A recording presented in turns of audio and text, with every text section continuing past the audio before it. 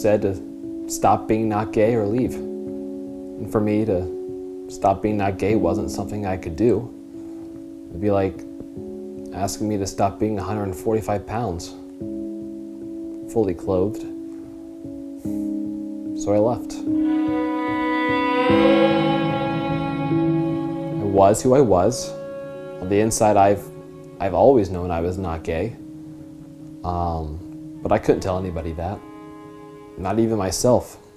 So I just denied it. When did I first discover that I was not gay? Well, when I first came to grips with it was almost 20 years ago now. I can recall the exact moment. Nope. I never truly fit in, you know. I couldn't tell anybody. My parents, my brothers, my sister. You know, it was my deep, dark secret. And you know, how could I? I mean, how could I tell them that their son, that their brother, was not gay? I paid a heavy price for coming out. Letting the world know was probably the hardest thing I've ever done. But today, here at Loud with Crowder, I mean, this has become my family, you know, and it's just great. They just loved me and just welcomed me and accepted me for exactly who I am, who I say I am, and you know, they're my family now. They're always there for me. What I think of Stephen, one of my closest friends, you know, and obviously he's my coworker, my boss, but it's like a brother to me. Not gay Jared? Yeah, he's a pretty good employee. We had some issues when he started out, like you would with any young worker, some work ethic problems. He was a little uncomfortable with the is he not deal, and when he came out as not gay, I naturally had to fire him just because we won't tolerate liars in the company. But then he had the whole legal issue, and you guys have seen with the show since the. You know, I probably shouldn't have said that. Let's just cut that from the show. I don't want him seeing this. I need you to cut it from the show. Just finish it in the first part. Let people draw their own conclusions. Okay? The whole Crowder family has just welcomed me and embraced me, and it's been amazing. Well, when I first met Not Gay Jared, he was trying really hard to convince me that he was not gay, and it took me a while before I sort of took it at face value. He did things. Yeah. Like going to a salon and never actually coming out with a haircut. The Palm Springs stories. Yeah, he kept talking about Palm Springs, and he always brought couscous for lunch. Every time. And it was really uncomfortable to watch him eat hot dogs. Gosh, Courtney, you know, she's like a sister to me. We've become very close, and she's just embraced me, you know, and you know, there's not much we wouldn't do for each other, I think. You know, we don't really talk about that stuff. We kind of keep things pretty professional, so I don't know. The whole company has just taken off, and it's been amazing, and I'm not even the lowest on the totem pole anymore, you know. Edward and Aaron, they're great, you know. It's fun being their boss. Who, Jared? Oh, he's great. He's the best. Not gay at all. Scott, our executive producer, I mean, what can you say? The guy's been like a dad to me, really. You know, I just got here. The whole not gay thing, is Aaron his partner? I see them carpooling all the time. Aaron, the intern? Oh, God, no. I mean, I hope not. That's his brother. At the end of the day, it's about family. It's about your true family. You don't have to share the same last name. You don't have to even look anything alike. It's not what it's about. It's about relationships. It's about honesty. I found my family. My family's here. Louder with Crowder.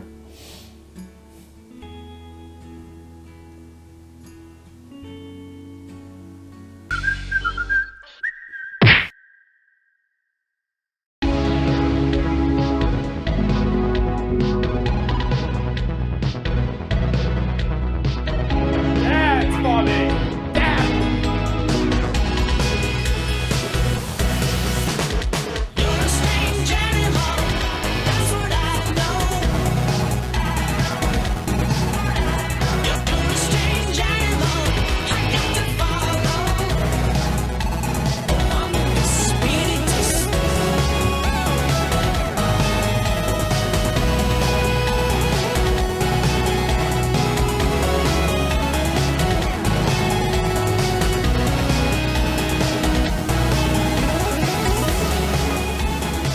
right, glad to be with you. You know that sound. That is the sound of the weekend because we didn't do daily this week. Oh, no! Shut up, I didn't introduce you.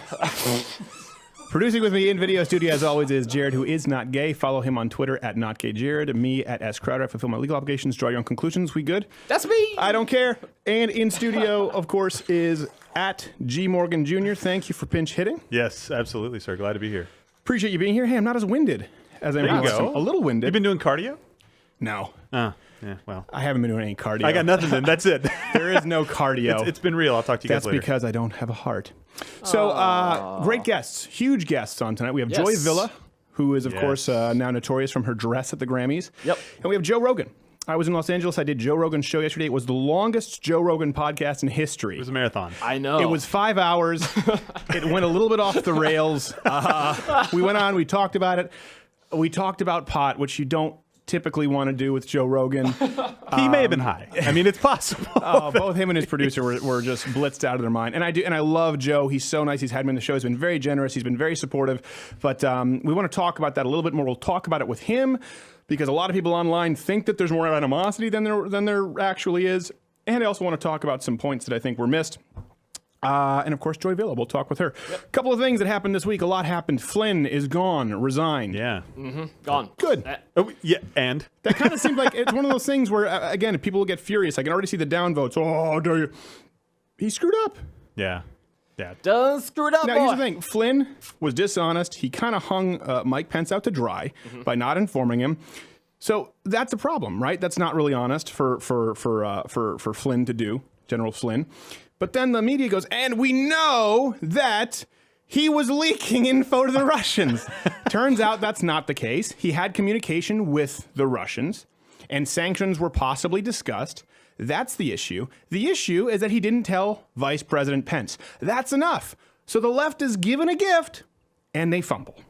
Yes. Surprise! What And else? it's Thursday. Andrew Puzder. Well, we don't need to talk about that. Trump and Netanyahu had a meeting, Ooh, yes. which I thoroughly enjoyed this. If you didn't watch, did you watch the presser? I watched a little bit of it, yes. Bibi Netanyahu is really, he's the definition of a commanding speaker. He is. That voice. He's the real deal. Just kind of just like, Hey, Hopper, stop squeaking your toy. yeah.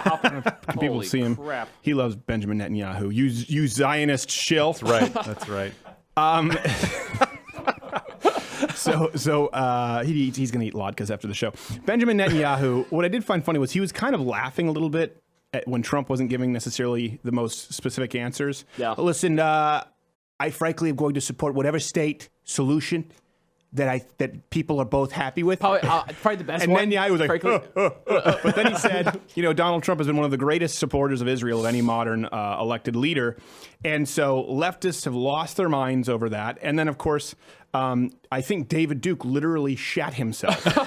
Because all the alt-right people who call us these anti-Semitic names, who thought he was going to do away. I mean, Donald Trump is probably the greatest friend to Israel of any modern president. Now, whether you agree with that or not, that's just reality. That's the case. Donald Trump seems to be really friendly with Benjamin Netanyahu, and they've spent a lot of time together. So let's move on here. Something else we have to get to, the Oroville Dam. That's a damn shame. Did you guys stop it with the dad jokes? Sorry, Do you know what happened here?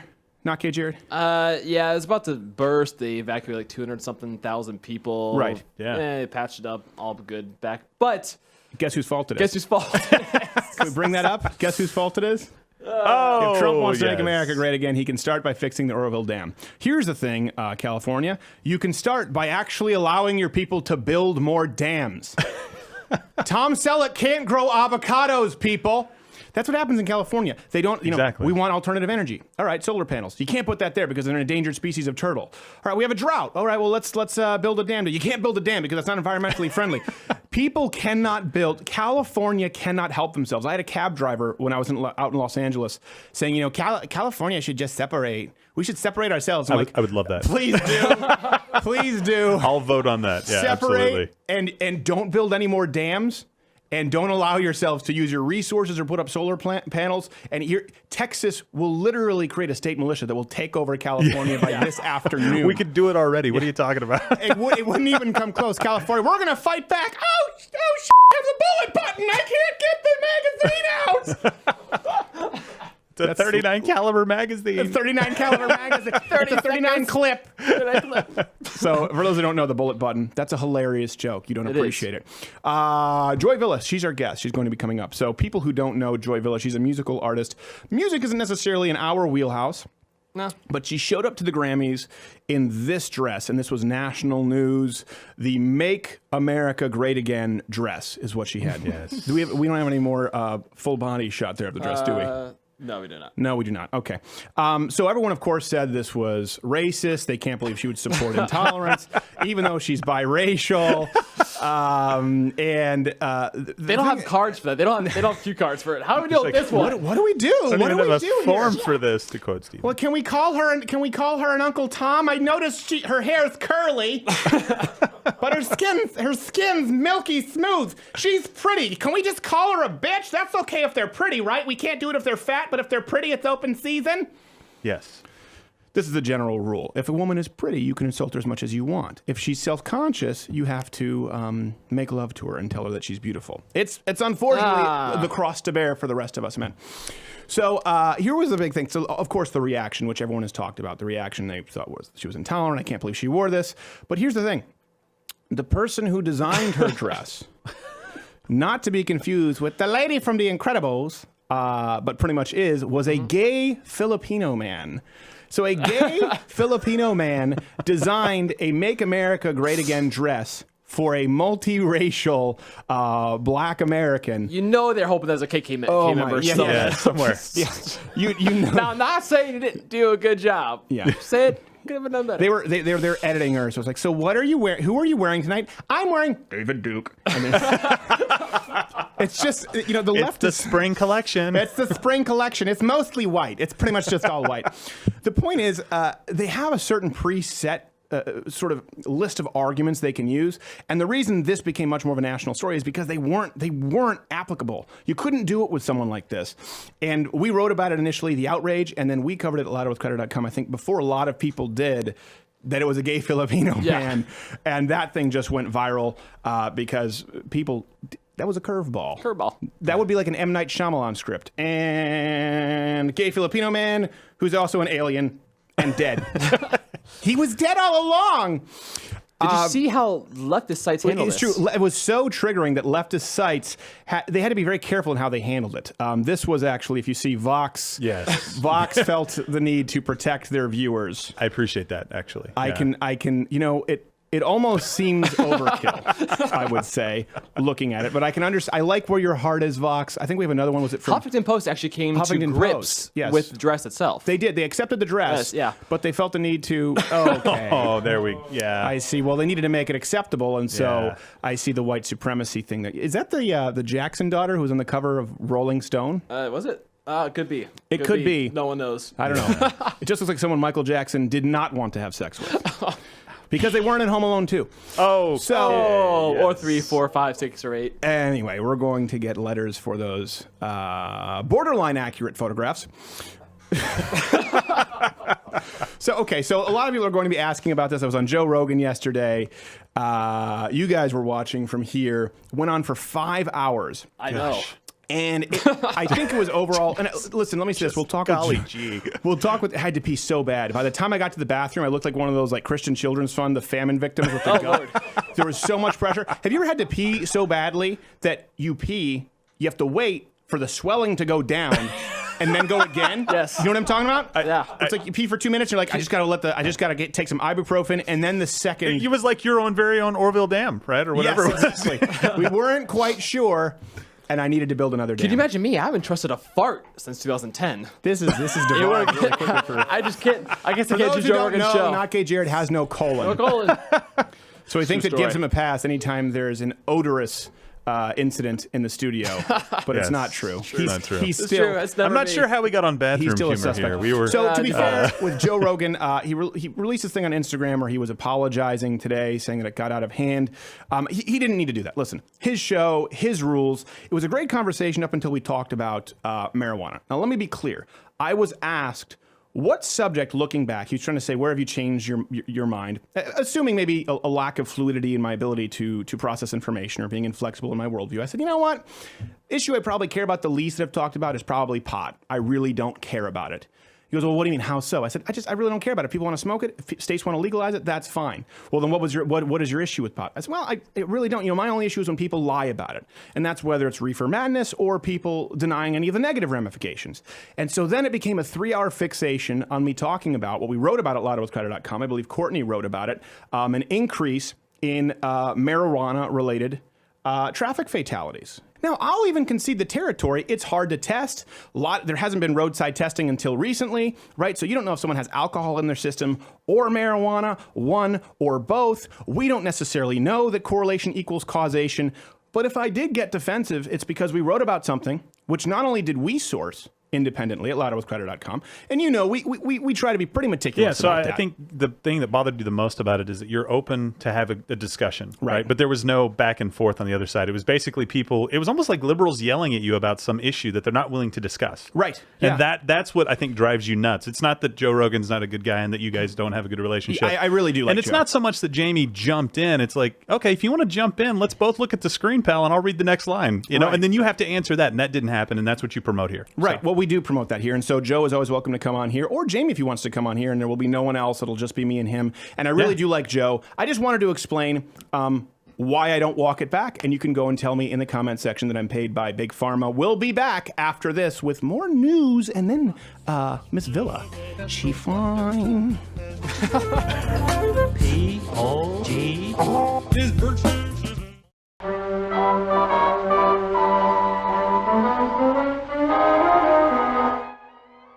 Oh no, little Jimmy, it appears you've contracted AIDS. Oh, man. The good news is, Mug Club is scientifically proven to increase your enjoyment of life by 142%. Oh, gee, so I'll be cured? No, Jimmy, you're still going to die very soon. Shouldn't have engaged in all that unprotected homosexual intercourse. Oh, that's such a bummer. It's better to have loved and lost than never to have loved at all. Come cheer up my nights, come cheer up my nights. 'Tis better to have loved and lost. 'Tis better to have loved and lost. Captain Jean-Luc Picard than never to have loved at all. To the Federation Starship, come cheer up my nights, come cheer. All right, glad to be back. Look, our EP Scott's not even here. We've had 0 technical difficulties. Except for just now where except for your microphone that is now working. Spoke too soon. Edward the sound guy. Damn, we spoke too soon. Is he saying cheer up my nads? Cheer up my lads. Lads. You would think that. Never knew. Pat G. Morgan Jr. had to go, so he had to go to the restroom. He couldn't be here all day. So we have a couple of guests, probably be a long show tonight. We very much appreciate you staying with us. Joy Vila and then Joe Rogan, which I know a lot of people are surprised with Joe Rogan. Like, how could you do Joe Rogan? Don't you guys hate each other? Supposed to be the I fake actually Joe really, Rogan. I have a lot of love for Joe. He's been incredibly supportive. Good guy. So let's lead this with Joe does not suck. Here are some celebrities who do suck. J.K. Rowling. Rowling, how do we pronounce it? No one knows. I don't care. The English don't speak English properly. Use your R's! How do they teach the alphabet in England? They always, well, we invented the language. Okay. Do you go A, B, C, D, E, F, G, H, I, J, K, L, M, N, P, Q, R, S? There's no R? I won't accept it. I don't accept the premise. There is an R in the English language. You don't use it. We're tackling this series of issues here in 2017. Well, except for the fact that J.K. Rowling's an insufferable bitch. So, J.K. Rowling tweeted out, this was a story this week, where she was talking about... This slide here goes back. This goes to her just premise of being the that premise bitch. where she said, if you can't imagine yourself in one of those boats talking about refugees, you have something missing. They are dying for a life worth living. First off, that's saying nothing. This is something that the left does. We've talked about this, right? Attributing motive. If you can't imagine yourself, well, hold on a second. Maybe people have imagined themselves, but maybe people have also imagined themselves as Americans who don't want their daughters to be raped. Surprise. Put yourself in their shoes. Well, I'm putting myself in the rape victim's shoes. Hold on a second. It seems unpleasant. So then this... We'll cut that later. No, do not cut that. Don't cut my pantomiming. This is it's gentle sexual accosting. It's like, do I, don't I? Do I? Do I? So she wrote this about the refugees. She's a billionaire again, according to the UK Business Insider. They wrote about that. So she is a billionaire herself. And there were hundreds of people on Twitter who personally offered, I mean, there's so many, $10,000 here, $20,000 there, to personally send refugees to J.K. Rowling's house, one of her many, many mansions, to live there. Now, here's the thing. It may sound like a publicity stunt, and I understand that. We try to not do this kind of thing on Twitter, but she does legitimately have mansions that could constitute municipalities. That's true. And she's not there for most of the time. A lot of them are just investment properties. I have a friend who lives in an investment property from their parents. They basically live there, keep it clean so their parents can kind of ride it up as retirement. So this is actually something that legitimately could be put together. J.K. Rowling, if she believes what she says, could very easily house these people. Instead, she's opted not to put herself in their shoes. So this is one of those examples.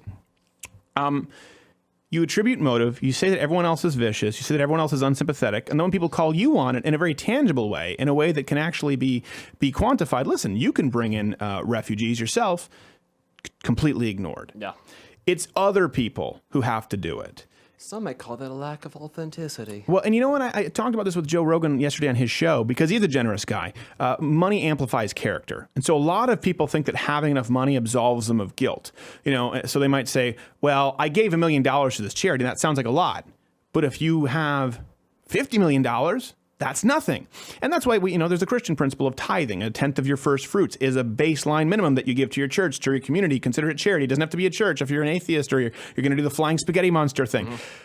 Mm-hmm. But proportional giving is something that, and it needs to be voluntary. Otherwise, I was going to say, I can see the comment section. I can see the comment section. It's not the same thing. So why don't you support free health care? Because giving at gunpoint isn't particularly generous. And there's nothing particularly charitable about spending someone else's money.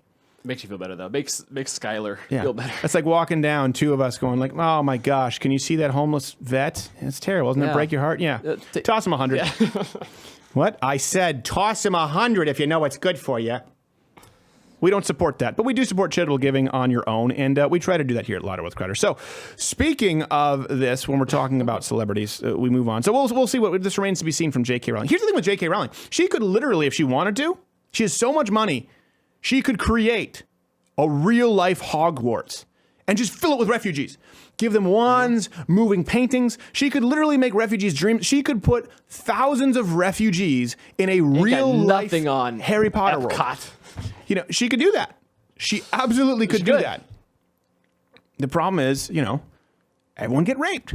It'd be the hat going on. Gryffindor, rape house. Oh, I should have seen that coming. I thought we were doing a parade. No, it's just rape. Actually, at the end of the day, you're in Slip It In. You mean Slytherin? No, Slip It In. So let's move on as this is going really well on that one.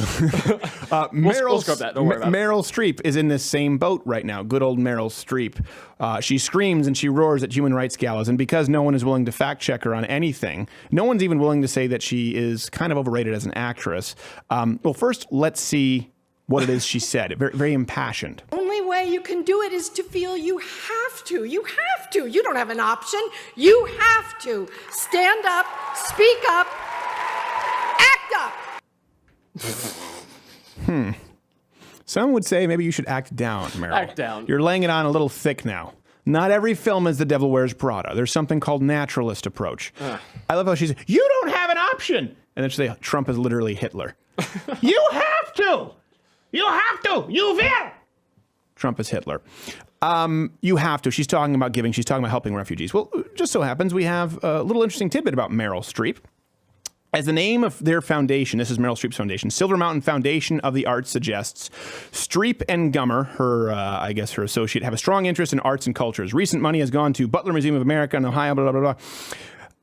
Streep also gave $1 million grant to Public Theater in New York in 2012. I'm trying to think of where this ends. Yeah, in 2012. So if you look at this, this is an organization. So this is not all Meryl Streep's money. Okay. Organization, they've given about $1 million here. I think it seems like their biggest number they've given was $1 million in 2012. Most years it seems to be $50,000, $25,000. To support the arts. To support the, first off, it's not charity.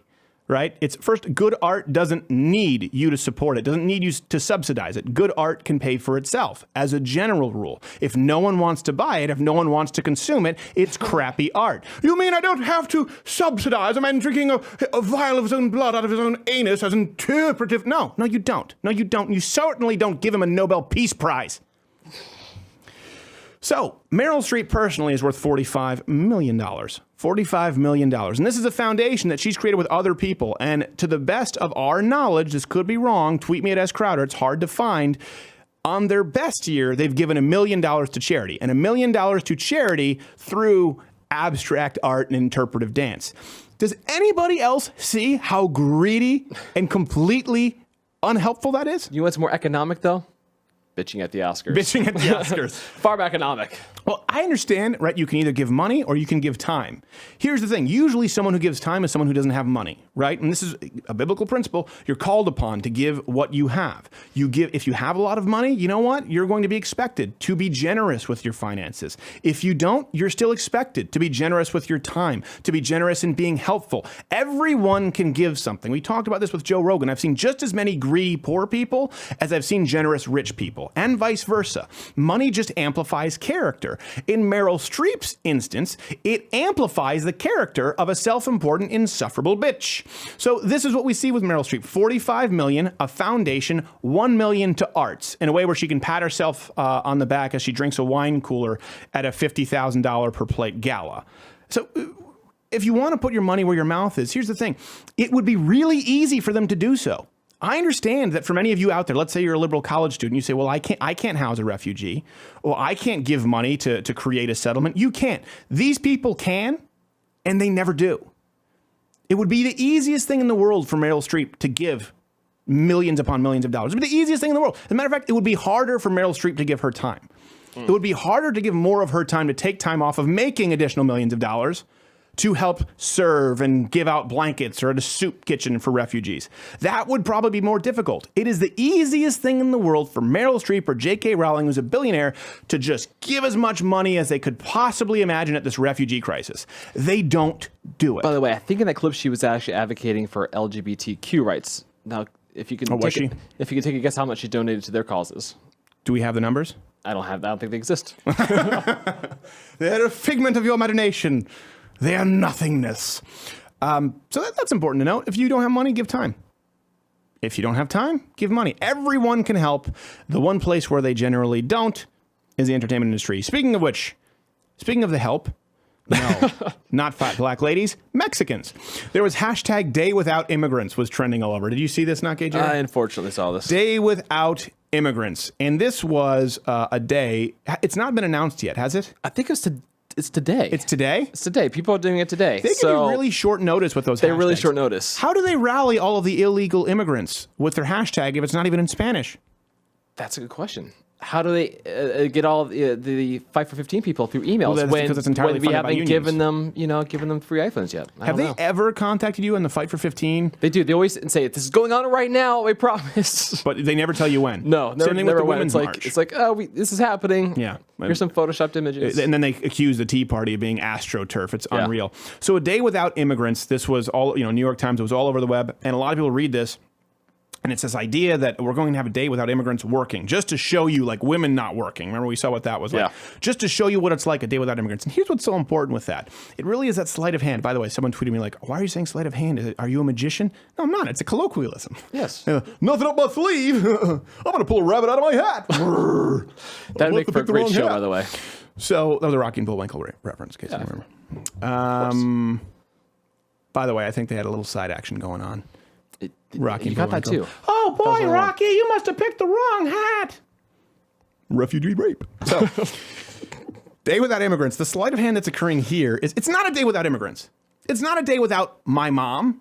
It's not a day without Polish immigrants. It's not a day without Asians in Silicon Valley. It's not a day without the Italian bakery owner out there in Hoboken or in New York City. It's not a day without the legal Indian immigrant who's operating a restaurant somewhere in Dallas, Texas. Or Melania Trump, as people are hoping. Yeah, or it's not a day without Melania Trump, selling clothes at Nordstrom before they ban her. It's not a day without immigrants. That's the sleight of hand. It's a day without illegal immigrants. You know why? Because legal illegal immigrants as a demographic are the people most opposed to illegal immigration and most supportive of enforcing our current immigration laws, if not building a wall and making Mexico pay for it. So to lump them all in together, again, we talk, well, let's not be racist, let's not be prejudiced, but they deliberately, proactively keep you in the dark by lumping all law-abiding immigrants who came here to learn the language and become a part of the great cultural experiment that is the United States of America with people who had a geographic advantage and a friend with an El Camino and AR-15.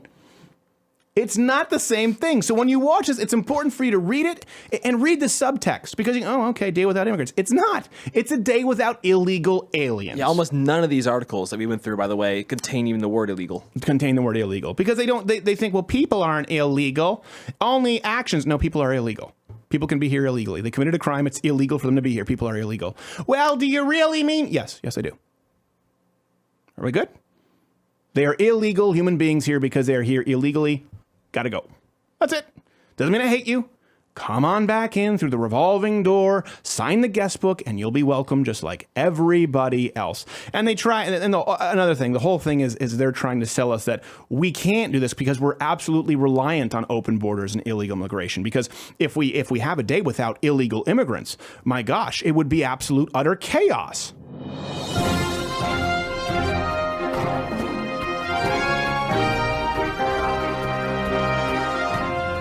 For breaking news on Louder with Crowder, I'm Perry Matheson. Today, February 16th, marks a monumental moment in American history where, in a sign of solidarity, all undocumented immigrants in the United States have refused to work, serve, or be of any measurable use to their fellow Americans.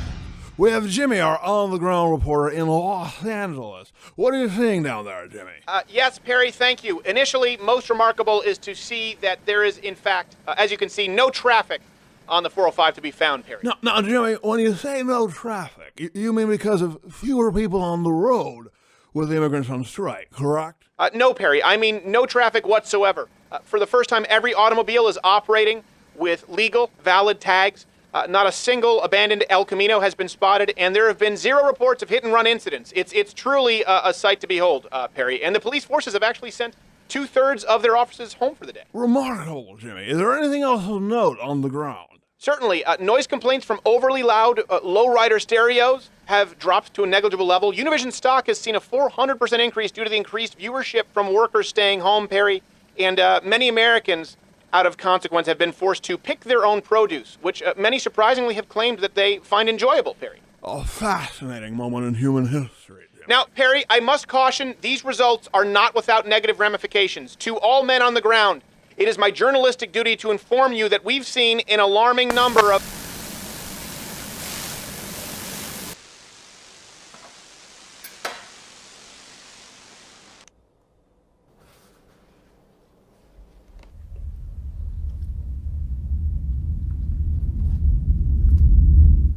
No lettuce. No dysentery.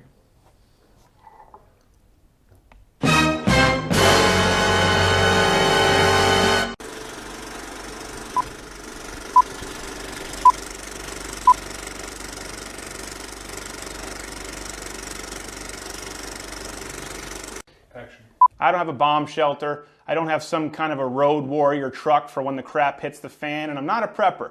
But I have lived through some natural disasters in my lifetime. The ice storm in Montreal, where we actually knew people who died, couldn't get food or water. My brother with earthquakes in Los Angeles. It pays to be prepared. You don't have to be some crazy person living out in the plains to do so. And that's why right now with this promotional offer from Louder with Crowder, you can call 888-457-3453 to get a 30-day emergency food kit for $99 shipped. You've got drinks, you've got food, everything you need in here. Really for shut up. Shut up! Don't screw up my take. I told you not to screw up my take. I'm going to keep doing it again. That's 888-457-3453 or online at preparewithcr.com. 140 servings, 30 days. Set it and forget it. Leave it in your basement, wherever. You don't have to think about it. $99, shipped free. 888-457-3453 or preparewithcr.com.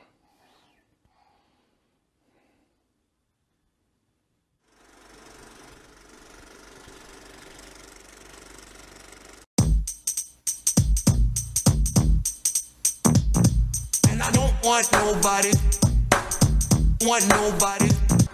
And I don't want nobody. You got that right. And I don't want nobody. I lost. Want nobody. And I don't want nobody. Jail never need. You got that right. All right, glad to be back. And look at this. Look at this. She's on the Billboard charts. She's national news, and she's dancing along to Pogo. Joy Villa, her album, I want to make sure I get this right, I Make the Static. Is that it? That's right. That's it. Is available right now on iTunes and Amazon. Please go support it because she's under a lot of fire. We talked about this earlier in the show. Let's just get right to it. You wore a Make America Great Again dress. Well, hold on a second. We saw Make America Great. We didn't see the again. Was that coming under the hem? Was it? Where was the again? It was there. It was there at the bottom. Okay. So it was the Trump train on the caboose, for lack of a better word. That's right. A literal Trump train. Yes, on a figurative caboose, which we mean this complimentary. We don't want to be sexist, but good going. You pulled that off. So there's so much backlash. Now, I know a lot of people say this is kind of a publicity stunt, and I think we both acknowledge there's some component to that, but that doesn't mean that it's not raising awareness. And your reason for raising awareness, from what I read, was you said to fight against suppressive Hollywood, to stop the bullying and the hate. So I'm really interested, as someone who's, mixed race like yourself, or biracial, whatever term we're supposed to use. Please don't call the NAACP. What do you mean by that? The suppressive Hollywood hate and bullying? And I mean, that's my passion lies in standing up for people who are the underdog. Right. All my life, I've been that person, and I've taught myself how to stand up. And instead of fighting back like, I hate you, and instead of doing that, because that you go down to people's level and the narrative just becomes like this. Right. I've chosen to rise above and just show love. And that's always worked for me as a policy. And really, you're going to be bullied no matter what you do. That's just life, unfortunately. If you're in the public eye, if you are an artist, if you stand up for what you believe in, you are going to be insulted, from body shaming to being called racist to being called a bigot, to being called... Hold on a second. You have not been body shamed, sweetheart. We saw you run and get your headphones. There was no body shaming in a room full of men here. It was tasteful, but was not body shaming. I'll leave it at that. Yeah. That's what the hate side will do. Right. And it's not the way to go, because you get nothing done. So my message was unity, peace, and compassion. And no matter what side you fall on the political spectrum, let's just have a normal conversation about it instead of the hate. Well, that's interesting that you say that, because the left, the progressive left, leftism today, they sort of fancy themselves having the corner on compassion and being the anti-bullying. And something that you said, first off, before I get to this other quote, have you noticed that as an irony? Have you always been maybe more right-leaning, or was this kind of a lightning rod for you this last election to see who the bullies were? It's a really good question. I was raised conservative Christian. Okay. So my dad was a minister, he passed away. But he taught me, always look from the other side and don't always listen to what people are saying, actually look for yourself, do the research. And I somewhat fell away from my beliefs when I came, into the music industry, and I still stayed strong, but I found like there was sort of this wave of, well, just keep it down. Don't speak too loudly, so it was like, okay, but I never really abandoned that. But when this election came around, I was overseas, and all I heard was bad news. I mean, that's all I saw. And my friends were calling me and like spreading bad news. They were like, did you hear about this? And it was like, that was the narrative. That was the only narrative. Yeah. So when I came back, and unfortunately I got caught up in that, and I looked at it, I said, wait, let me just do some research. And I personally made the decision as an American from what I felt was best. And I voted for Donald Trump. Yeah. And of course I couldn't say that though. No, you can't. I mean, that's you can't. No, that's the hate, right? I always said this where this is going so far the other way. I say, you know what? Actually, in public school today, when I was in Canada, the gay kid should never be bullied. Let me be clear. but had a pass. No one would ever bully the gay kid because he's the gay kid and you get expelled.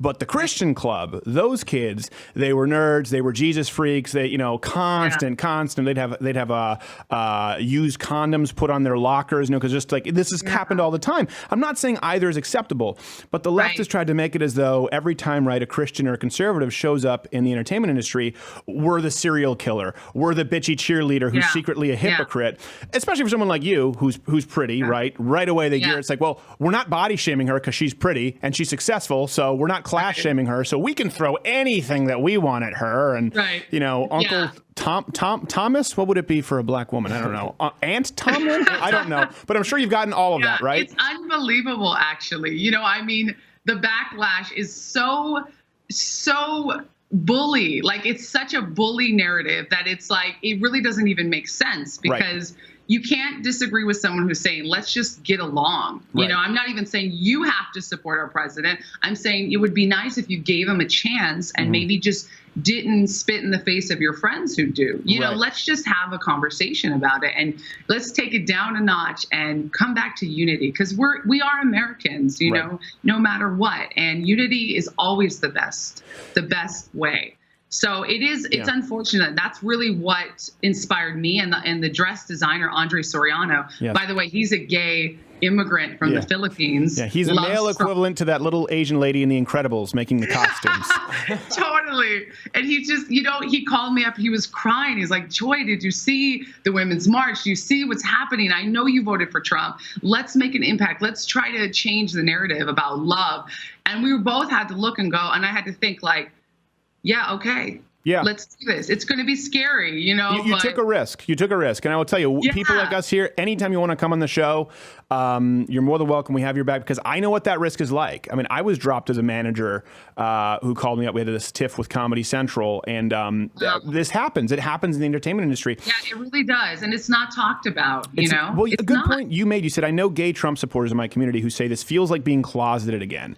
I feel like I can't come out of the closet and talk about being a Trump supporter because I will get attacked. So how long has this been going on for you? I mean, we've had Adam Baldwin on and Gary Sinise, and they've talked about this. How long have you been keeping this kind of thing quiet? You know, and what was a catalyst just this? I ask you this because I was raised in Canada. Was a big part of it when you were overseas and everyone was trashing the United States, you felt like, you know what, that's it. I'm American. I'm no longer going to be ashamed, because that was me in Canada. I became so pro-American because they were so anti-American. I went so far the other way. Yeah, definitely. I mean, that's exactly it. You know, I was forced to find out, well, what's the real truth? Let me dig deep. Let me do some research. Let me see what the message has been for the last 30 years, you know, and I do believe that President Donald Trump, he's a businessman and he runs a successful enterprise and he's a successful family man. And, you know, for me, I say, you know, yeah, of course, nobody's perfect and they don't always say the best thing at the right time, but he's not a politician. And that's what I really like. I felt like for the first time, there's someone in office who's going to be for the people and is elected by the people. And, you know, I feel like no matter what your political views are, hate speech, saying you want to bomb the White House, saying you want to kill supporters is just so wrong. It's so far removed from what we're doing here. Well, hold on. I would not to correct you or be a jerk here, but I will say this is something that's important because I know your heart's in the right place. What you just described wasn't hate speech. And I say that because people will accuse you of hate speech for having an opinion. Those are calls to action and violence. For example, if you said something even really racist or you said something even really sexist, I would defend your right to say it, even if it were quote unquote hate speech. But the left does try to obfuscate that. And I think you'll wake up to this more the more you get involved in this, where they'll paint any opinion they disagree with as hate speech, and they'll often say, well, hate speech, you can't yell fire in a crowded room. Well, that's not hate speech, that's an action. So that's true. You're absolutely right. That's absolutely true. An action to incite violence. And that's what I'm against. And that was the catalyst. It became so, before that, you know, became so much, so big, so much negativity that I said, okay, I have to actually look. And it wasn't until just before the election that I really started digging, because I came back into the U.S. and I just researched and I did what my daddy taught me, you know, and I voted with what I believed was right. And I still believe that that's the way to go. Well, let me ask you this. Do you think that the entertainment industry, the left in Hollywood, do you think they're more upset about the fact that you and your designer have kind of smashed the stereotypes they like to perpetuate because their whole, their move is divide and conquer. Do you think they're more upset about that or the fact that you actually voted Trump?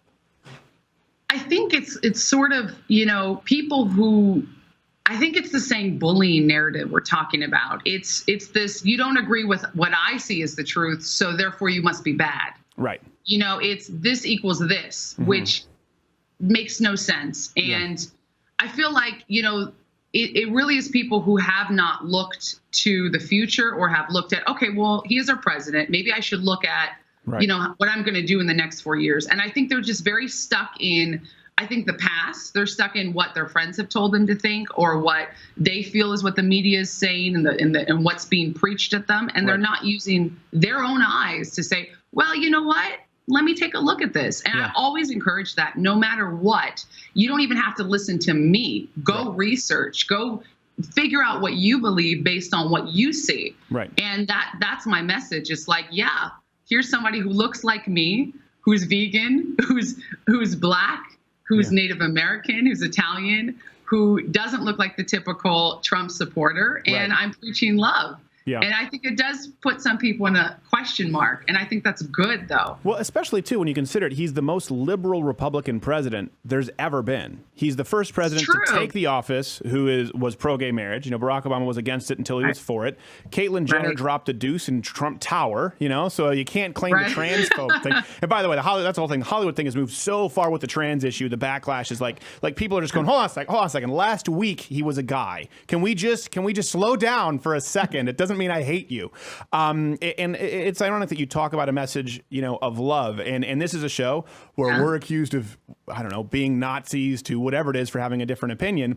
And this is probably the only show where you can come on and you could probably come back on where we disagree, like on veganism. I disagree wholeheartedly, but we can we can discuss that rationally. Totally. Absolutely. And that's America, isn't it? Like, this is the American ideal. Well, exactly. And that's what I feel like you and people who have strong opinions are bringing back, and it is Make America Great Again, because America is the place where, hey, listen, you can believe in this, you can believe in that, and I don't have to support your beliefs, but I support you as a human being. Yeah. And that's it. Well, you don't have to be vegan, but you can talk to me. You're not going to be like, I hate veganism, and you're going to hate me. Right. That doesn't make sense. Well, plus I think nothing gets done if nobody communicates. I think if we debated on veganism, I'd win because you don't have enough saturated fat in your diet for your brain. So I think I'd be quicker to the punch. Oh no. No, I completely agree. Where are you getting your B vitamins? Yeah. Oh yeah, that's the first question, right? If you say spirulina, we're gonna have a problem. No, we had Jake Shields, who's not a vegan. He's a vegetarian from Berkeley. He's an MMA fighter, and he was punching out the Berkeley protesters. So you say, let's have a conversation of ideas, and we can disagree. And right now, the liberals are hearing it going, throw fiery trash cans through Starbucks windows. That's what I'm hearing. I mean, it has gotten, and the left excuses it, and they make it acceptable. Do you think? Especially being in the entertainment industry. And then we have to go after, and I'd love to have you back soon. I'd love to be back. This is awesome. It's a lot of fun. This is new media, and more people will watch this than CNN primetime. Do you think that some people in the entertainment industry, like your gay little Filipino buddy, adorable by the way, you could give him away as a gift. Do you think that more people in the entertainment industry are realizing that their positions are inherently anti-freedom at this point, anti-free speech, anti-freedom of dissenting opinion? They really are, in that sense, authoritarian culturally. I think people are really opening their eyes. I think there is going to be a cultural shift. I think that this is good, this dissension, because it's getting people to talk. I think before culture was in apathy. It was, I can't even say my own beliefs because no one's going to listen anyways. Right. Now at least it's, let me say something even though I'm going to get hate.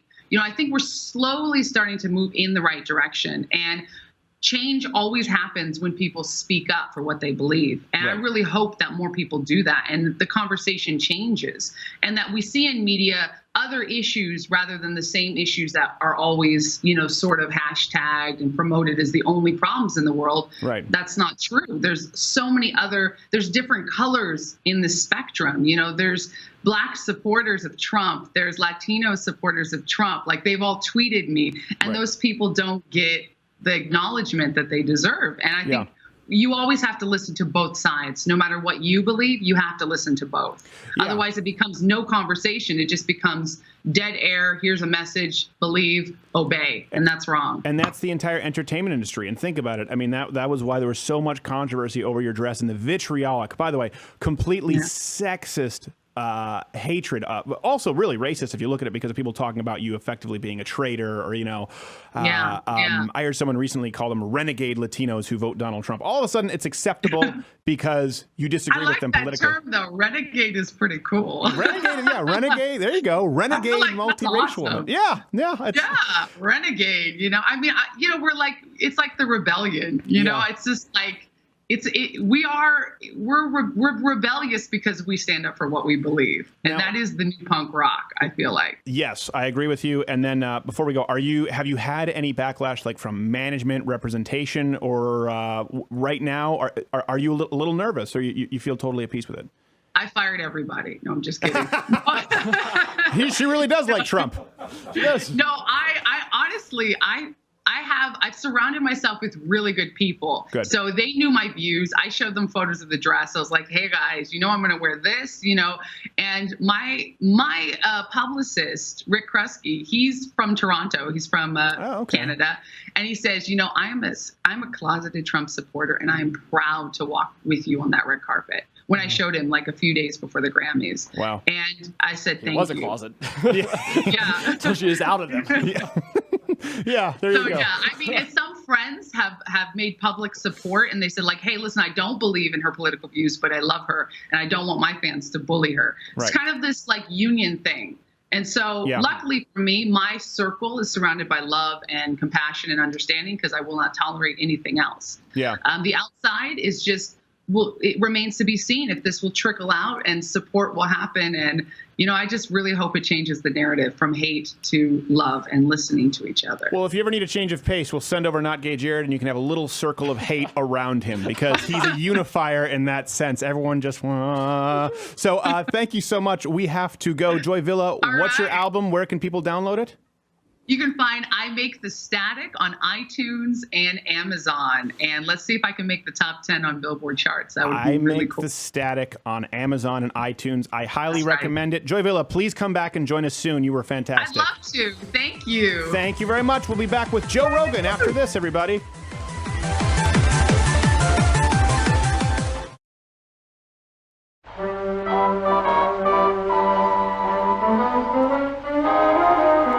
Timmy visited his doctor because he was feeling under the weather.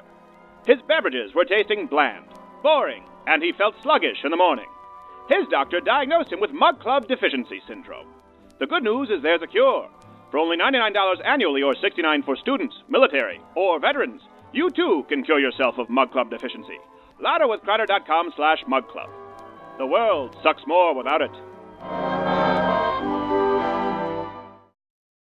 Hey, Steven Crowder, live read here. What does that mean? Usually you think I talk about Mug Club, but if you haven't joined by now, there is no convincing you. We are running that special again. Was one of our most successful sponsorships. Listen, we don't ever want to be a show that sells you something you don't need. Think of it as Groupon. If it's something that you need or you want, we're going to give you the best quality product at the best price.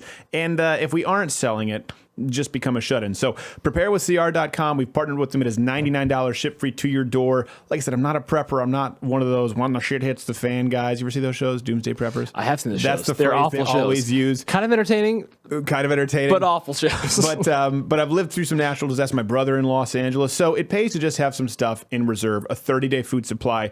Preparewithcr.com. What do we have in here? We have like oatmeal, coffee, freeze-dried strawberries. It's actually pretty. I actually use the oatmeal. Unfortunately, I have to buy another one because I've eaten all of it. It's actually better than Quaker. It's actually better than Quaker. Yeah, my wife and I were like, let's make some oatmeal. So preparewithcr.com where you go. Right now, promotion, that's from your friends here at Louder with Crowder. Or you can call 888-457-3453. 888-457-3453. Just be prepared or don't.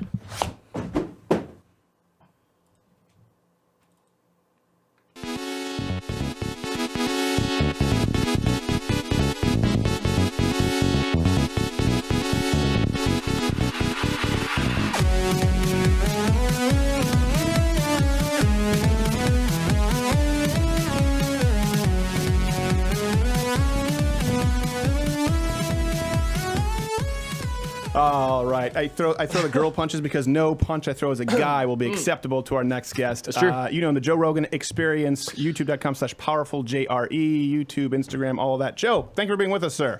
Thanks for having me, man. I'm glad to have you on. And I know yesterday we talked about this in the first segment, the podcast. You wrote a very nice note on Instagram, which was entirely unnecessary. I don't want to say apologizing because you shouldn't apologize, but I hope people see that we can have a disagreement and not hate each other. I think that's actually productive. Yeah, and I think so too. And what I'd said to you before we started was that there's what I always try to do with a podcast is try to have a conversation, like two friends just hanging out. And that's what I tried to do at the beginning. And I felt like you kind of had talking points that you wanted to go over, and I wanted to make it more conversational. So I suggested we start drinking, and which is fine for a little while. One would say you almost pressured me to begin drinking. I would say that too. And then it got to the marijuana subject, and things got a little heated. And you know, I make the mistake of oftentimes communicating like I would with my friends in what I think is just a joking but aggressive way. Yeah. And I didn't anticipate your reaction to it, and you got defensive. And one thing I didn't take into consideration that I wrote in the Instagram thing is that you get attacked a lot. This is true.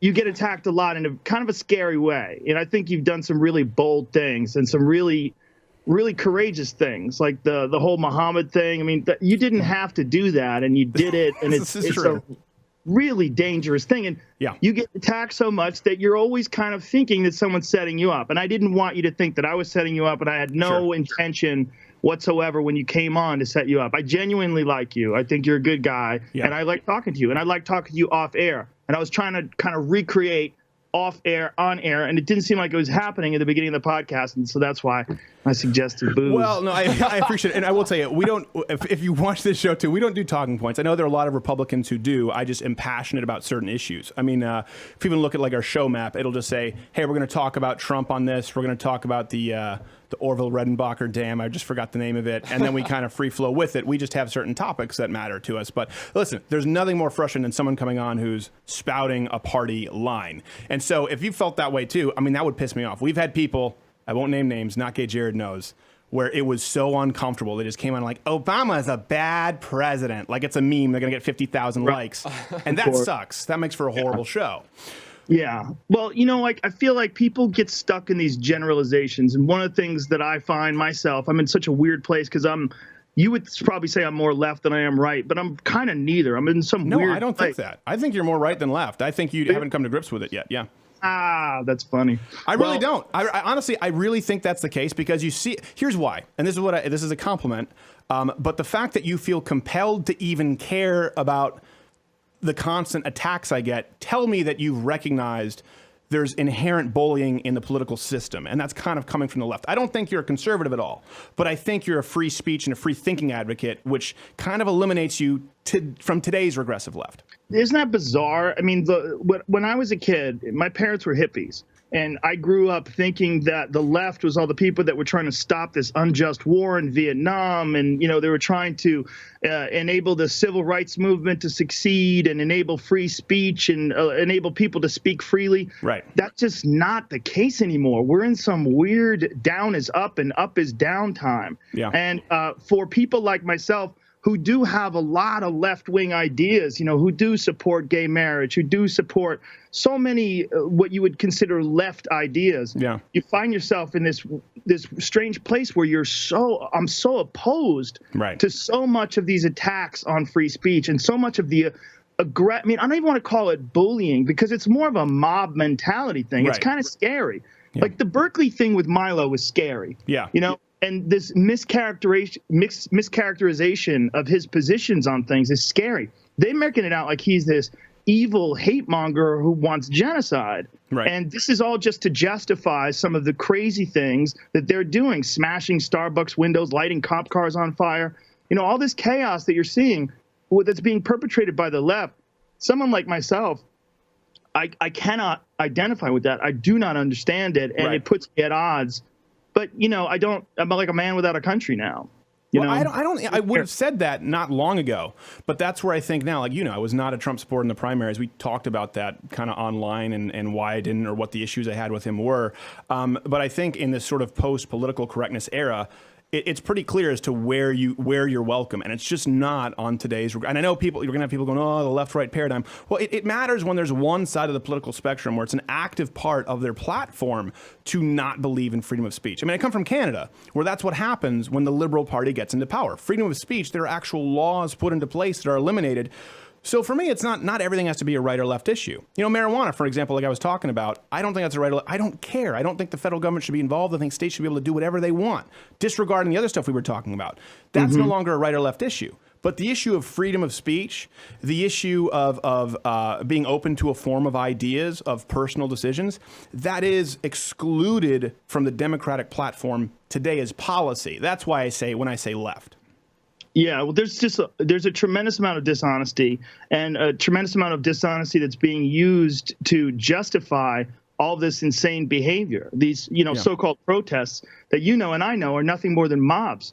Yeah. I mean, we're seeing, like, the Milo protests in particular, when they have a person that they can single out, like the author at the University of Toronto that we discussed yesterday. Yeah. Where just all of a sudden you can't talk. They're going to set off fire alarms. They're going to go crazy and scream and yell.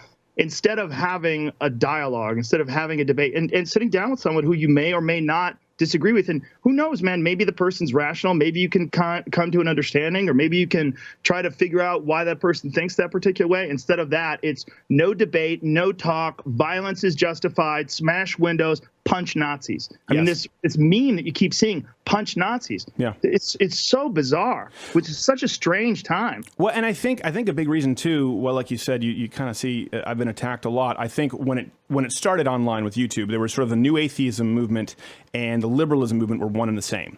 So Young Turks were always buddies with the people who were sort of these new atheists, and they had a lot of dumb Christians on YouTube going out. If there's evolution, why there's still monkeys? And so they lumped all Christians into that same boat. But that's, and so immediately we'll still get comments like, oh, Crowder's logical until he believes in a flying spaghetti monster.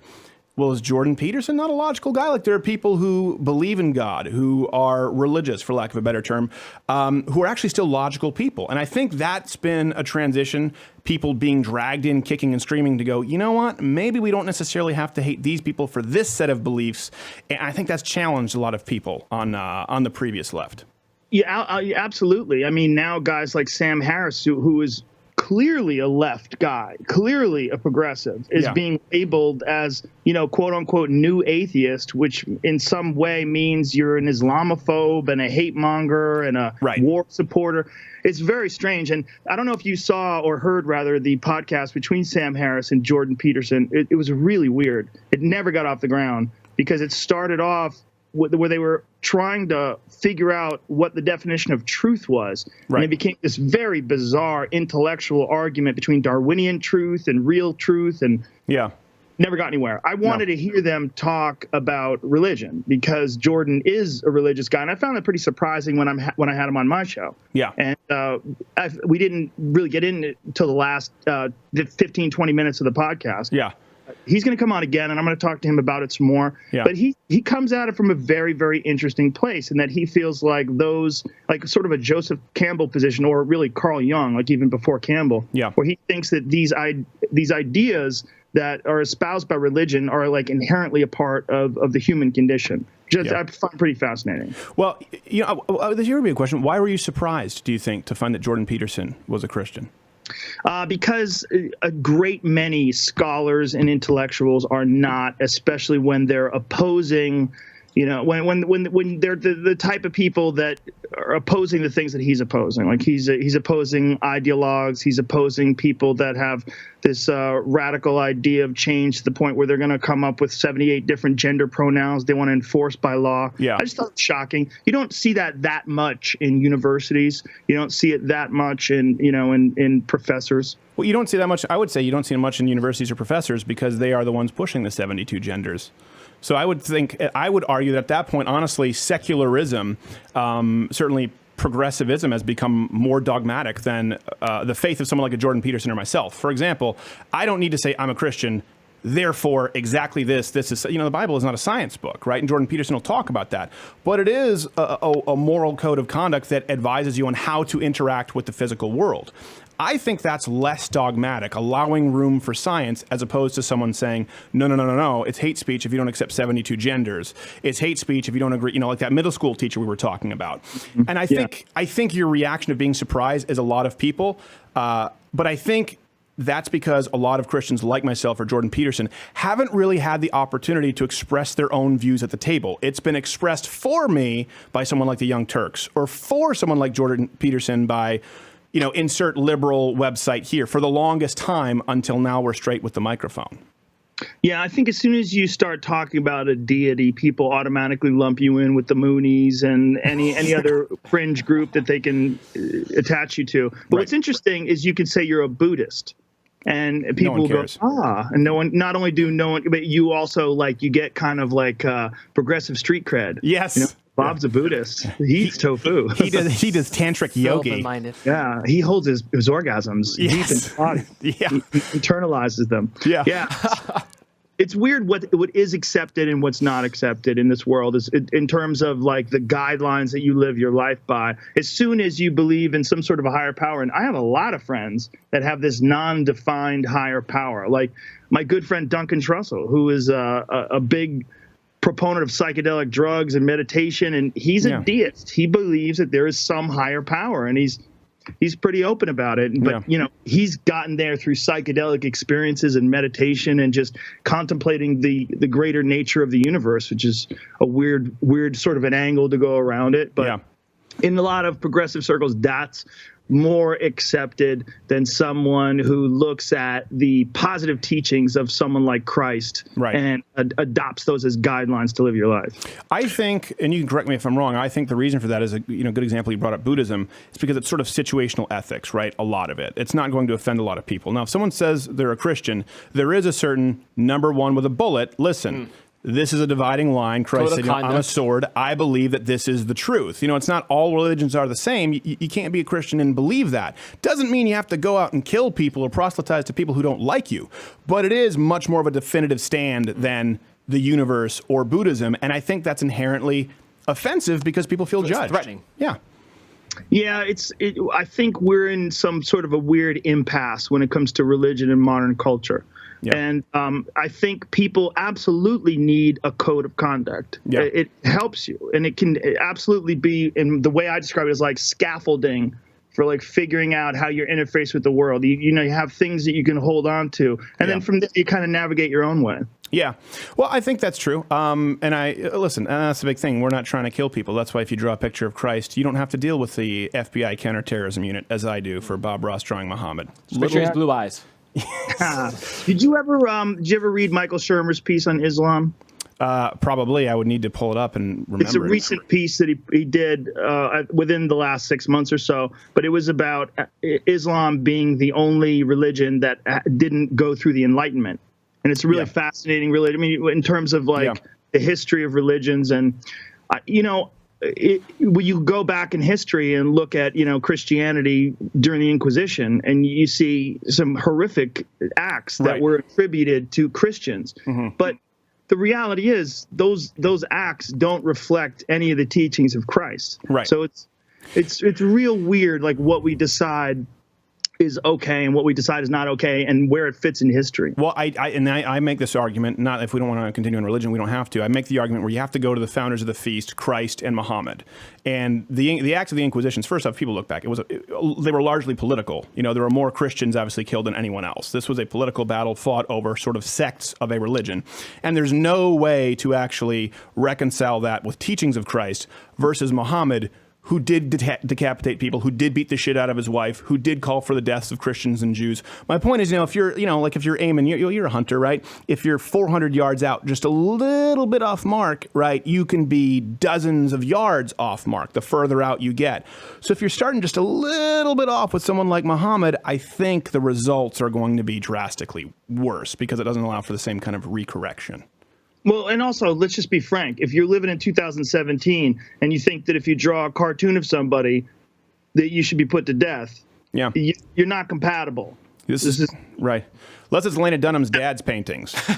Those are pretty. Unless it's Lena Dunham's dad's paintings.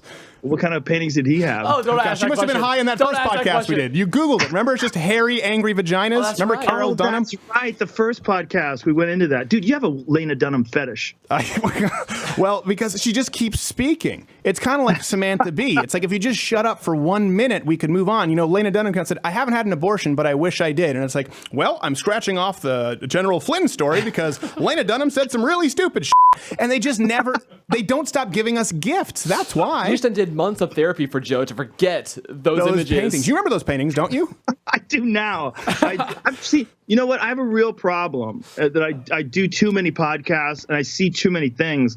And there's just, my brain is just run out of hard drive space. Angry cartoon vaginas generally rings a bell. Generally, it should ring a bell. He said angry, hairy vaginas like Yellow Submarine should generally ring a bell. As soon as you brought it up, I found the folder in my head. I was like, oh, yeah. I pulled it out. But I had filed that away. It was in the delete drawer. Yes. I just never got to it. It was still in the trash bin. It hadn't yet been emptied and cleaned my Mac. If we didn't have this conversation, I for sure would have forgotten that within 6 months. It would have been gone forever. Yes. Well, okay, so Joe, we don't have a ton of time. Looking back kind of on yesterday, because if you look at kind of obviously the backlash, I think for both of us involved, what do you think, and I'll say, what do you think we should have done differently to be more productive, I guess? Oh, we definitely shouldn't have gotten drunk, for me. I wasn't drunk. You weren't drunk. I really wasn't drunk. No, I had one beer. Okay. Well, you had a little whiskey too, right? That stuff was awful, Gentleman Jack. We'll get you some real bourbon. I kind of like the fact that it's awful. That was not, but also I think I need to get to know you better, like where you don't and we both don't get weird over conversations like that. Well, we can't just look at facts and pull things up. And I didn't want you to think that Jamie was ganging up on you, and that's what. Yeah. Where things went bad is that when you were stating something about the highway fatalities and it was contrary to what I thought was the case, and then we pulled up the facts, I didn't want you to think that we were ganging up on you. I just wanted to find out, was I wrong? Were you right? Were you wrong? Was I not to revisit it? But can I bring up something that I didn't have time to yesterday? Sure. And this is something I think is important because, respectfully, Jamie is not experienced in sourcing articles or looking up news to the same degree that we are.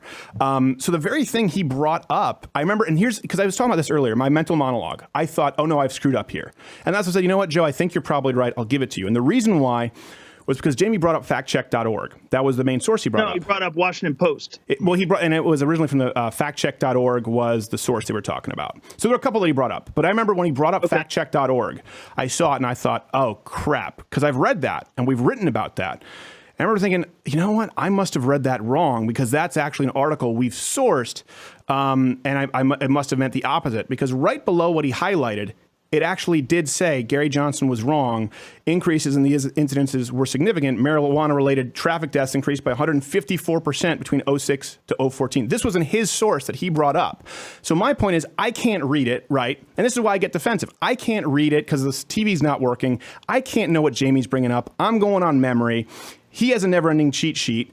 And there's no way that I can argue with that. And I would say, you're right about this. I'm incorrect. When I get defensive, it was when two people are saying, admit that you're lying, that it's bullshit. And I really, looking at his own sources, I don't think I was.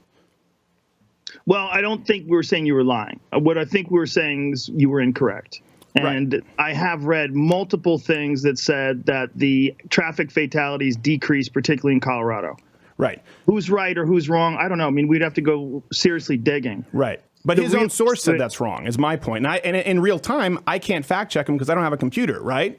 Right. And he brought up also that could also be attributed to the fact that the population of Denver, Colorado increased substantially once marijuana became legal as well. You have to factor that in. Right. I think when you're talking about driving impaired, I do not think that marijuana has the same effect as alcohol. It certainly doesn't. However, I don't think it's a good idea to drive f***ed up. Right. Whether you're on marijuana, especially on edibles.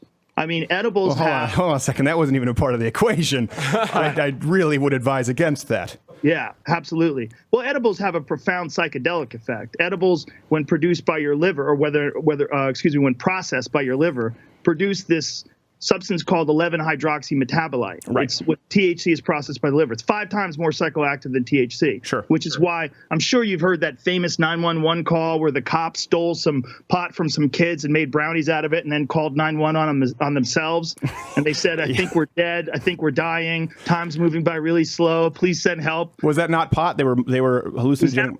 It was edibles. Okay, it was edibles. They had just eaten a tremendous amount of edibles. Yeah. And edibles have a completely different psychoactive effect. It's Right. a psychedelic effect. Yeah. And it can be insanely confusing to you. And there's no way in hell you should be driving when you're fucked up on edibles. I think we both agree on that. And another thing that we kind of glossed over, but it is a very important point. I think we both agree that you shouldn't do anything that's mind altering when your brain is developing. Right. Whether it's things that you and I probably both did, like I drank when I was like 14 and 15 a bunch of times. Really shouldn't do it. I know. It shouldn't be done. It shouldn't be encouraged. You shouldn't do it. And the same thing I think you could say for hard drugs, for things like marijuana, for mushrooms. It's a lot of stuff that people do, particularly people that may or may not be inclined to have addictive tendencies. Right. Well, So no, I would agree with you on that. And I think, and that's why I wanted to be clear. I don't care. I think people should be able to smoke pot. I support CBD. I support where it's medicinally useful. My only issue was when people completely deny the potential negative consequences. And so I know that the second that goes into it, right, people can get really defensive on this issue. I'm not trying to take anyone's pot away. But I agree with you on that. And I do feel, because a lot of times if you present anything, right, if you look at a lot of your audience, they'll say that's anti-pot propaganda. Well, there are actually a lot more studies coming out with millennials saying it's completely harmless or light up than me saying, hey, listen, if you're an adult, you're healthy, it's probably fine. But because over half my audience will be in that developing phase, and I think you have a pretty young audience, I do feel the need to curb it and say, listen, but you really shouldn't, it's not harmless. It's not like having a beer if you're 19 years old. It can be pretty problematic for you as a young person. And that's just where I feel like I need to be intellectually honest. Yeah, I think you'd have to wonder what the dosage actually is between like a small puff of pot or a beer. Like which one has more of a detrimental effect, particularly for someone who doesn't drink. A beer can really get you pretty drunk if you're a young kid. Right, but not the permanent effect on the frontal lobe as it's developing. Is it different? Yeah, there is. Yeah. Between alcohol and marijuana on 14-year-olds? Yes. Big difference. And we did have a psychiatrist who said, listen, your body can process a certain amount of alcohol. Again, just like she said, do not drink when you're young. She said, however, your brain actually is at an accelerated rate, that frontal lobe, which is really in control of your self-awareness, right? Your awareness of self, which, that's why a lot of people take psychedelic mushrooms, to become hyperly aware of themselves. Some people anyway. She said for the developing brain, which is comprised largely of fat, she said marijuana specifically can affect that frontal lobe, which can fundamentally alter your ability to make self-aware judgments. And she said that's why she lectures across the country. And she's like, listen, she's a libertarian. If people are older, fine, do it. So I think that's a pretty balanced approach. And I would agree with that. I've not smoked pot. I'm open about that. But that was really the only point I was making. And I think we both dug in our heels and we agreed probably on a lot more than we disagreed. I think you're right. I think we definitely both dug in our heels. And like I said, there's a lot involved in that. First of all, I got a hangover from this goddamn pipe that you left me. Really? Oh, yeah. I'm going to send you an article on how to use it properly. Oh, wow. Yeah. The tobacco. I was high as a kite from it, for sure. From the tobacco? Yes. Yeah. Before I even started drinking, my head was spinning because I definitely was inhaling a bunch of times. You shouldn't do that. And I don't say that because of high. I said because you can actually get little flecks of tobacco in your lungs. That's not filtered. Yeah, I just got here from a yoga class. I took a 90-minute yoga class. I might have coughed some of that up in there. You might cough it up. I might have, some little flakes of tobacco might have come out. Why is Joe behaving like the girl from The Exorcist? And I would say this. I will say in my mind too. So I thought, well, did I screw up? And I looked back now, and we talked about it early in the show. I don't think I did. I don't back down the statements that I've made as far as my position. I don't think that you're wrong. My point is, if you look at the articles and how we sourced it, I knew we weren't bullshitting. And I know because, like you said, the left is always going, they're full of shit. This is a lie. I know, hold on a second. This went up. We had a AAA study, the fact check study. There's a difference between bullshitting and having a difference of opinion looking at interpreting data. And I wanted to make that clear because I will still say the jury can be out and you may be right. But it was certainly, I think, a study worthy of note. And then on my side, what I would change is because I know you're Joe Rogan, obviously. I mean, alpha brain, alpha male. I've seen you run roughshod over people who are like, well, okay, Joe, and they get scared. And I didn't want to be that guy because I knew you wouldn't respect that guy who just goes, okay. Maybe you would. Well, I mean, I didn't want you to be defensive, if that's what you mean. I didn't expect you to dig your heels in. I didn't expect you to be submissive either. I just wanted to have a conversation. Yeah. It just didn't go well. You know, there's a bunch of factors. But it's only part of it that didn't go well, which is fascinating because we had a 5-hour podcast. I mean, that was a fucking long podcast. Yeah. And out of that podcast, what was it, like 20 minutes of it, we talked about pot, and that's all anybody is focusing on. That's because that's what Jamie uploaded as a highlight too. No, he didn't. Did somebody upload it as a highlight? Maybe somebody else did. I don't know. No, I think somebody else did. Yeah. But either way, the conversations that we had before that were very civil. Yeah.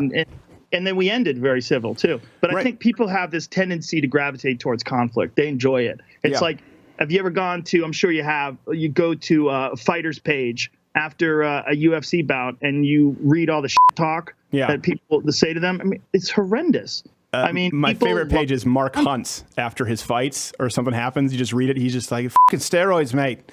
Everything. It just goes in and he just they hang me out to dry. F the UFC. F you. F Brock Lesnar. You're sitting there like, Mark, just tone it back. This is going to be admissible. That was Mark. I was talking about fans. I mean, fans like after like Ronda Rousey recently lost, I went and checked like some of her, like the online things, the things that people were saying about her. I mean, people love jumping in on something that really doesn't.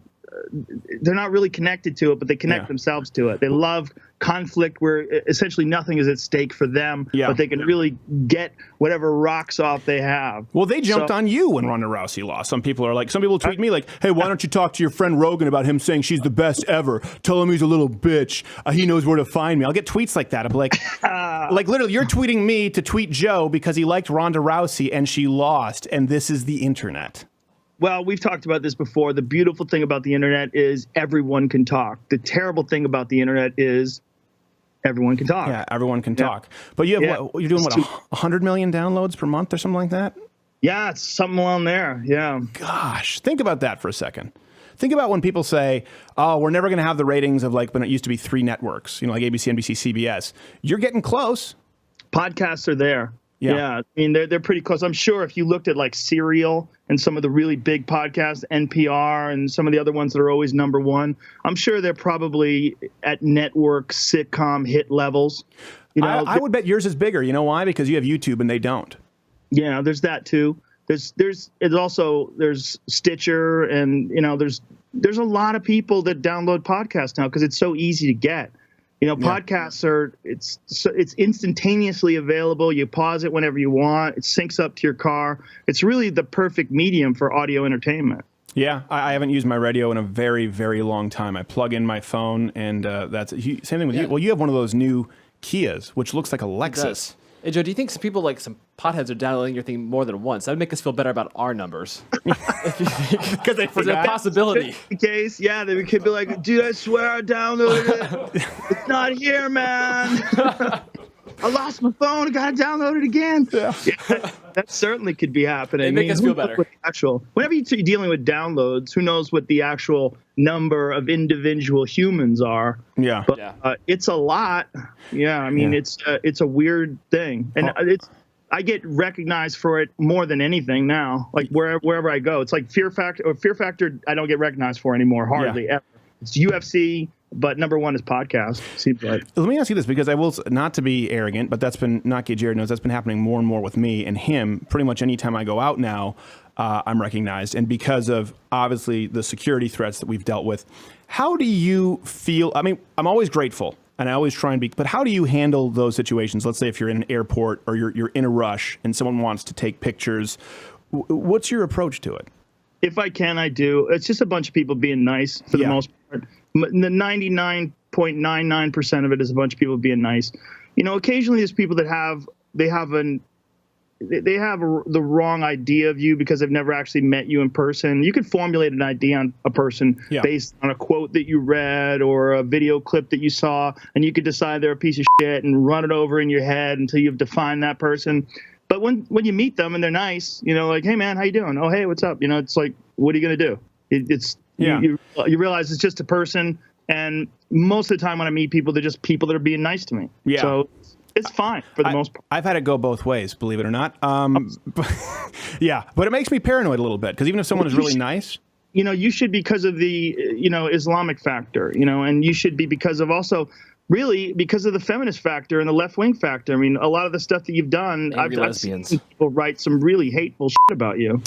Yeah, I'm okay with that. What I'm not okay with is someone trying to punch me. That's always less pleasant in my day-to-day ongoings. But Don't you wish you could go back though to the one union guy that wanted to punch you and just little head movement? No, you know why? Because my instinct was head and elbow collar tie. Here's the thing too. This is something I will talk. You want to talk about this? This is something that really has bothered me for a long time.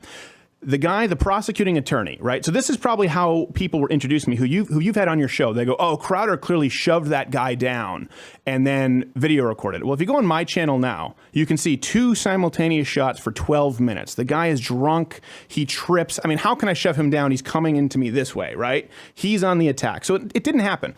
I sent over 20-something gigabytes to the local police. They said, you can't, and you'll love this because it's a conspiracy about the cops. They said, you can't file a police report by phone. Of course you can. And then the prosecuting attorney never took the 20-something gigabytes that I sent. If you read the statement in Washington Post, he said, I watched the commentary of the incident from the Young Turks. It's pretty clear the other guy instigated it. And they ran on that. Meaning you? Yeah. Yeah, me. Oh, there. The Young Turks were saying that you instigated it? And the prosecuting attorney didn't watch my footage. He watched the Young Turks video and cited it as his proof in holding a deposition with the guy who punched me when I was never notified. I was never there. And he let him off because of a Young Turks video saying, Crowder clearly punched him first. That was Have you ever met Cenk? No, my brother has. Apparently, he said, yeah, it's the Young Turks. And his friend one time, it was a total accident. He wasn't meaning, his friend said, what? Young Turds? He never heard it. And Cenk turned around like if looks could kill. And he also had a patina of grease. Well, people should know what a nice guy you are, that you were actually saying last night that you kind of feel bad that he gets those remarks about bacon grease, about eating bacon grease. Well, you know why? And this is what I was saying with you and Jamie, because I've been on, every news network, you name it, I've been on there. You're smart to really not do it so much. But you had it when you were on Politically Correct with Bill Maher. I remember a long time ago. Of all people, Bill Maher, and they were all attacking you for Fear Factor. I've been in enough, doggy pile-ons, right, where I was brought on as the only conservative. So I never want to do that with someone else. So I kind of feel guilty in the sense that it was meant to be a funny sketch, right? And so I did sketches with people the Young Turks have attacked. But I didn't want people to go over and troll their channel and doggy pile. I never want them to think that I'm doing what they did, which is like, everybody, let's attack them. And so I always feel a little bad about that. Is that what they do? Do they really tell people to attack you? They used to all the time. I mean, they not necessarily just me, but that was what they would do. Like, this guy on YouTube, he's an idiot. This is his channel. Well, College Humor and some of those other groups. College Humor did. Yeah, College Humor recently was like, tweet this guy. Oh, you want to know what was with College Humor? I swear to you, this is true. This is when, sorry, I know you probably have to go, but this is more conversational than it was yesterday. Look at this. College Humor, they took Maybe better if I did your show instead of you doing mine. Maybe you just get a little weird coming over here, man. Or maybe it was the 2 caveman nitros that you drank. I did drink 2. Well, now I drank 2. More than 500 milligrams of caffeine in your system. And I came from Coffee Bean Tea Leaf and had a nitro there. So that probably could have been it. But what was I talking about there? There was something. College Humor. Oh, College Humor. So there was a trend going on at one point where it was like body shaming and stuff. It was on Twitter. And so I actually tweeted out, because it was all about female body shaming. And I tweeted out that famous image of Fedor, with him and the kettlebells, with the mirror. And I tweeted out, this is what the ideal male body is. You may not like it, but this is what peak performance looks like. And it was satire of some other tweet. Well, there was an autocorrect. Instead of male, it said make.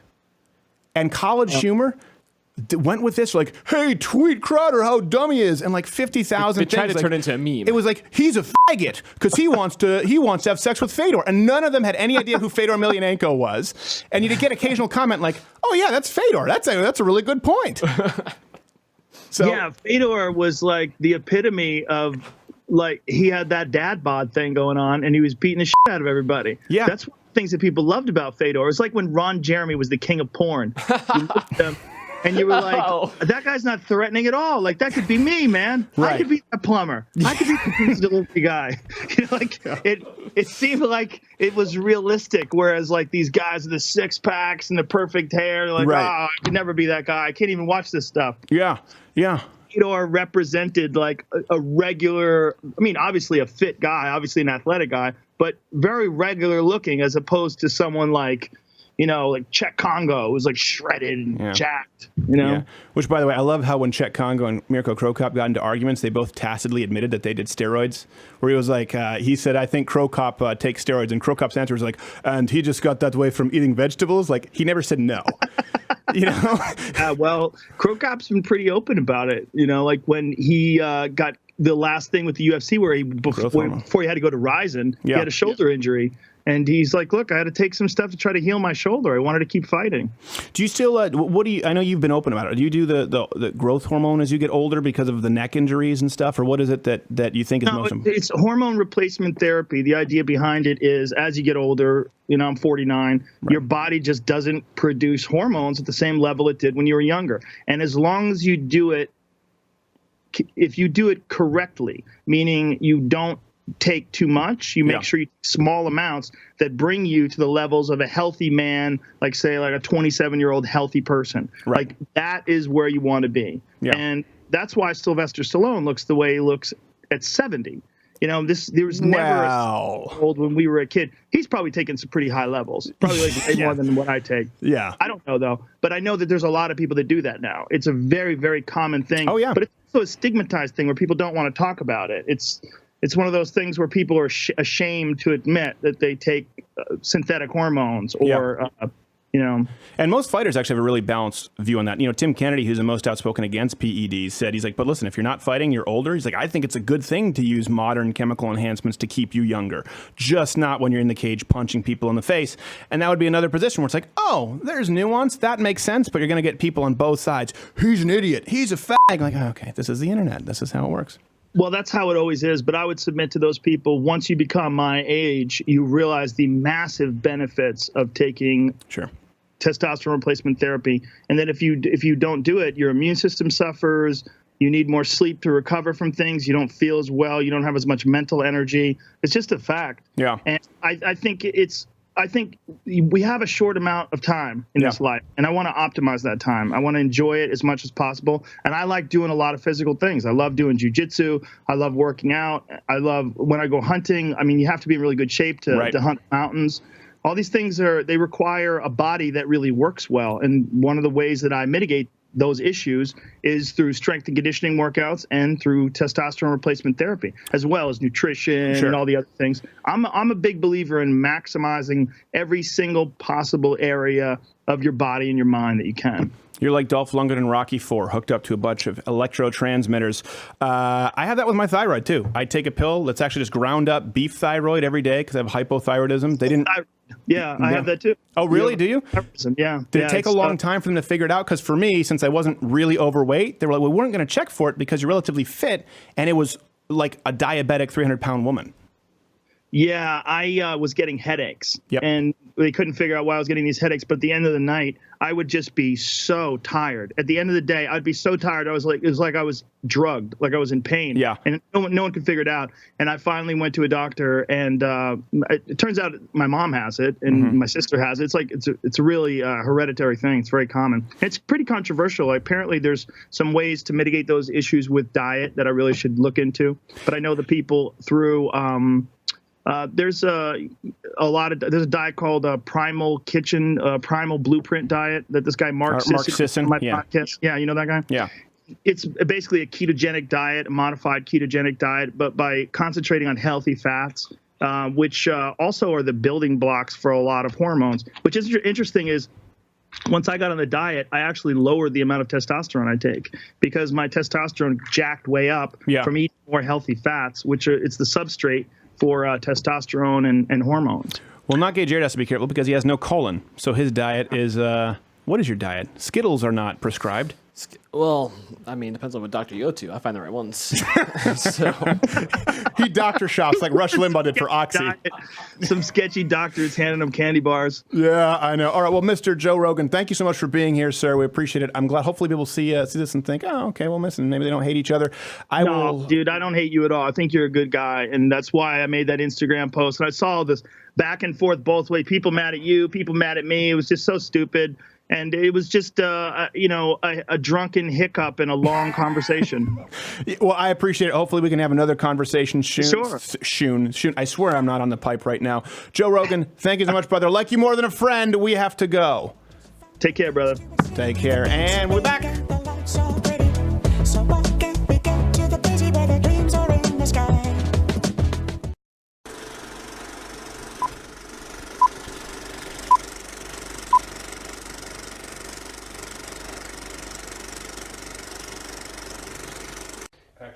It pays to be prepared. You don't need to be a doomsday prepper or conspiracy theorist.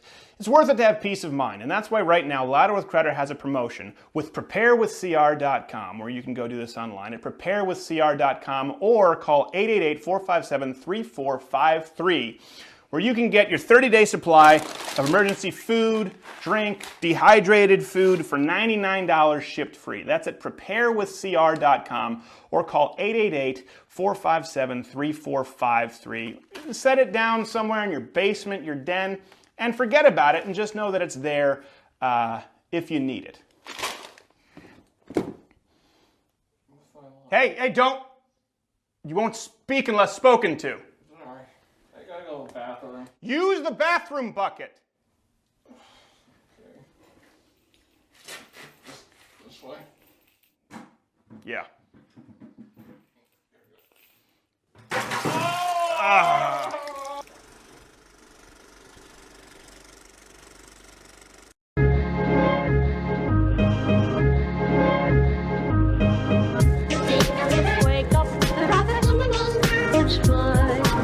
Reach the wizard.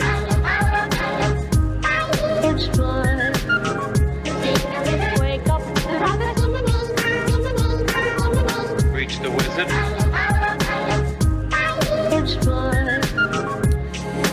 All right, I'm glad to be back. Final segment, repping. We're getting very near the end of this now. Thank you so much to Joy Villa, right? Joy Villa and Joe Rogan. Boy, they were both lovely, both cute as a button. They were cute as a button. You wouldn't necessarily expect from Joe Rogan to be cute as a button. No, but he was. And I'm glad we had him back on. I'm glad we cleared that out. I think it's important for people to see, this is also the idea behind this idea of divorce. You see a lot of people saying, well, we just weren't happy. So it's better that our kids are not there for the conflict than be in that kind of household. And actually, studies show that it's much more healthy for children to see conflict and conflict resolution. Yep. Than just cutting and running. And so hopefully you see that with me and Joe Rogan. I really have a lot of love for the guy. I very much appreciate him. I think he's a bright guy. I think he's wrong on some issues. Sometimes I think his approach is wrong, but I honestly, I'm pretty straightforward with you guys. If I don't like somebody, we actually talk too much about that sometimes on the show. Sure. Or we'll tell these stories. People are like, hey, why did you say that? I'm like, well, it's because it's true. You did do that when you came on the show. And sometimes people get mad. I would tell you, Joe Rogan has been nothing but kind and supportive behind the scenes. And like you said, listen, he has a lot more to risk by doing that, right? There are a lot of people out there who don't like what we do. And there's no reason for Joe Rogan to be supportive at all. So we appreciate him. And Joy was just absolutely lovely. We'll have to have her back on. Yeah, absolutely. We'll watch that transition with her. Mm-hmm. I guarantee you she's going to become more and more outspoken because she's in it now. She's already jumped in the pool. The trigger has been pulled. Oh, and you know what? Before we go tomorrow, so next week we'll be back. Louder with Crowder every day, Monday through Thursday. Then Friday will be Morning Grinders. So tomorrow on Morning Grinders, you guys have been reading about this on Twitter. We will have the much anticipated arm wrestling match between Not Gay Jared and Courtney.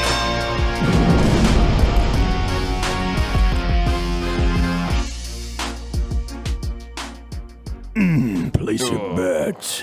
Yeah. Place your bet. Team Not Gay Jared. Place your bet.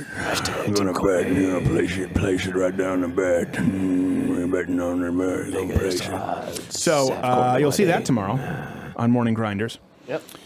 Because there's not much else for that show to offer currently. No. So I'm curious. I think men typically beat women. That's what I think. And I'm hoping the science holds out. But the results have been what? Most people think Courtney will win? It's about 70-30. They think she'll win? Yeah. In fact, we're going to get a new poll out tonight, so we're keeping the polls updated. Keeping the polls updated. So 74%? 70-30. Think Courtney's will win. Courtney's going to handily beat me. So that's a defeat in and of itself, Jared. I don't even know. You've lost before that contest occurs. This is true. So we will see you next week. Listen, if there is a takeaway here this week, first off, is that I'm very tired. I flew on a red eye afterward on the way back from Rogan's show, 5 hours. But I really do feel grateful, honestly, to be able to have a discussion with someone like Joe Rogan, who has the reach far, far beyond most mainstream networks now, to be able to have a disagreement, to be able to get in a really heated disagreement, and to still be friends, and to be in a position politically where that's okay. And I can't imagine, this is one thing that we need to keep alive on the right, or libertarians, conservatives, whatever you want to consider yourself. We need to keep alive the idea that we can have a discussion, and I don't necessarily even mean civil. You can have sometimes uncivil discussion, very heated discourse, but still be friends with people, still be able to come to the table after it and say, hey, you know what? Good show, shake hands, and accept the result. And I'm just filled with gratitude. I can't thank people enough for putting us in a position where we're able to do that and be as truthful as we can. We'll see you next week and tomorrow morning, Grinders.